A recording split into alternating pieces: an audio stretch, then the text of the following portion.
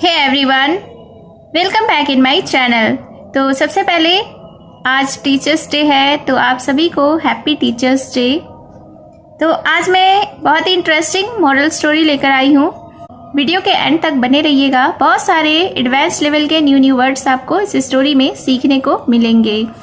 तो चलिए स्टार्ट करते हैं आज का यह इंटरेस्टिंग मॉरल स्टोरी। आज के स्टोरी का टाइटल है द वोमेन्स रोस्टर। वोमेन्स यानी कि महिला का, वोमेन का अर्थ होता है महिला या औरत, वोमेन्स यानी कि महिला का, रोस्टर यानी कि मुर्गा। तो शीर्षक का अर्थ हुआ महिला का मुर्गा। तो स्टोरी स्टार्ट करने से पहले अगर आप इस चैनल पर न्यू हैं, मेरी वीडियो को पहली बार वॉच कर रहे हैं, तो मेरे चैनल को सब्सक्राइब कर लें और जो बेल का आइकन दिख रहा है उसे भी प्रेस कर दें। और अगर आप मुझे फेसबुक पर वॉच कर रहे हैं तो फॉलो कर लें। So let's begin the story. A very pugnacious woman once lived in a village.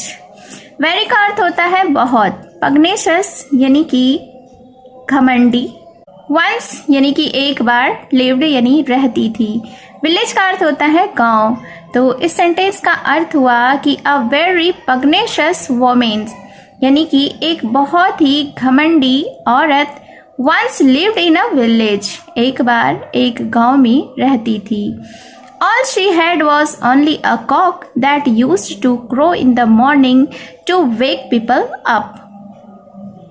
Cock का अर्थ होता है मुर्गा, crow का अर्थ होता है कौआ, लेकिन यहाँ पे crow का अर्थ बांग से है, जो मुर्गा देता है, यानी कि मुर्गे की बांग, उसको crow कहते हैं। Morning यानी कि सुबह, वेक यानी जगाता था, पीपल यानी लोगों को। तो इस सेंटेंस को देखते हैं। All she had was only a cock, उसके पास तो बस एक मुर्गा था। That used to crow in the morning to wake people up, जो सुबह लोगों को जगाने के लिए बांग देता था। हर कल्सनेसस रियली एक्सास्परेट द इनहैबिटेंट्स देयर। कल्सनेस का अर्थ होता है बेरुखी या बेरहमी। रियली यानी वास्तव में या सचमुच में। एक्सास्परेट का अर्थ होता है परेशान करना। इनहैबिटेंट्स यानी कि निवासी, देयर यानी कि वहाँ। तो इस सेंटेंस को देखते हैं। हर कल्सनेसस रियली एक्सास्परेट द इनहैबिटेंट्स देयर, यानी कि उसकी बेरुखी या उसकी बेरहमी ने वहाँ के निवासियों को सचमुच परेशान कर दिया था। One day the lady decided to leave the village, but at the last time she cursed the village that there wouldn't be morning from next day. One day यानी कि एक दिन, lady यानी कि महिला या औरत, decided यानी फैसला किया, leave का अर्थ होता है छोड़ना, village यानी कि गांव। एट द लास्ट टाइम यानी अंत समय में, शी यानी कि वह, कर्स्ड यानी कि श्राप दी। नेक्स्ट डे का अर्थ होता है दूसरे दिन। तो इस सेंटेंस को देखते हैं कि वन डे यानी एक दिन, the lady decided to leave the village यानी कि महिला ने गांव को छोड़ने का फैसला किया। But at the last time लेकिन आखिर समय में या अंत समय में, शी कर्स्ड द विलेज उसने गांव को श्राप दिया, दैट कि there wouldn't be morning from next day कि वहां अगले दिन से सुबह नहीं होगी। As the cock was being carried away, who was the only source to awake the sun. As the cock was being carried away, जैसा कि मुर्गे को ले जाया जा रहा था। Who was the only source to awake the sun, जो कि सूर्य को जगाने का एकमात्र स्रोत था। शी इन अदर विलेज, वह दूसरे गांव में, thought the sun was glowing because of her Kock.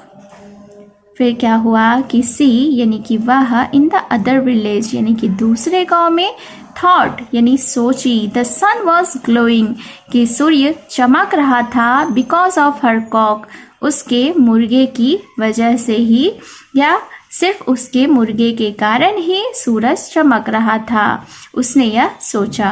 But after some day, लेकिन कुछ दिनों के बाद शी बिकेम सैड, वह उदास हो गई। टू थिंक दैट, यह सोचकर कि इन हर अर्लियर विलेज, यानी उसके पहले के गांव में, यानी वह जहां पहले रहती थी, जिस गांव में वह रहती थी, उस गांव में all would be living a life of darkness, कि सभी अंधकार का जीवन जी रहे होंगे।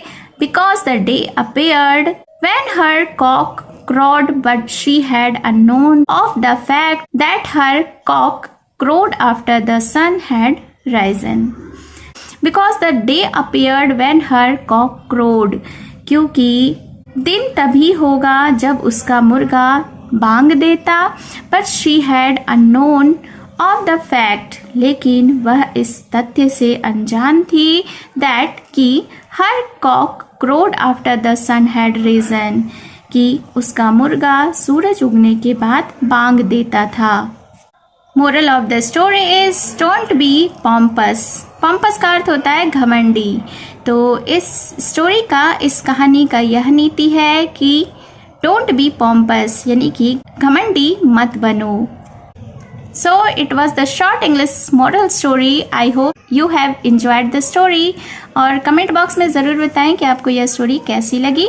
और अगर आपने अभी तक मेरे चैनल को सब्सक्राइब नहीं किया है तो जल्दी से चैनल को सब्सक्राइब कर लें और बेल का आइकन भी प्रेस कर दें। और अगर आप मुझे फेसबुक पर सुन रहे हैं तो फॉलो कर लें। तो मिलती हूँ मैं फिर से एक न्यू इंटरेस्टिंग मोरल स्टोरी के साथ। Thank you for watching.